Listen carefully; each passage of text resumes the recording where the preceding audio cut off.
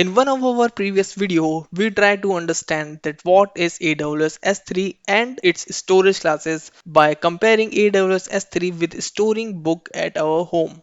But the question is that why these storage classes exist, as we just want to upload our data on cloud and that is possible even without these storage classes.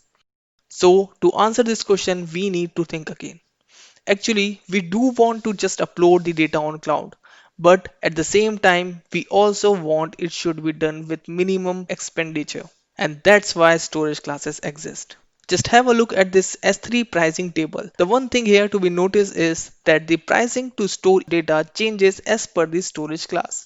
I know you might be thinking that if it is so, then we should choose the storage classes with the lowest pricing. With that thought in your mind, just have a look at this another pricing table. Now you need to think again. This table consists of price for request and data retrieval from different storage classes. So AWS charge us not just for storing the data, but also for retrieval, and even the pricing differs as per the regions, data transfer and replication. In short, these storage classes have different properties and pricing based on which you can decide which storage is best for you, or as an AWS solution architect which is best for your client. So I hope after watching this video you now know that why these storage classes exist. In upcoming video we will discuss this in more details. So thanks for watching this video and see you soon.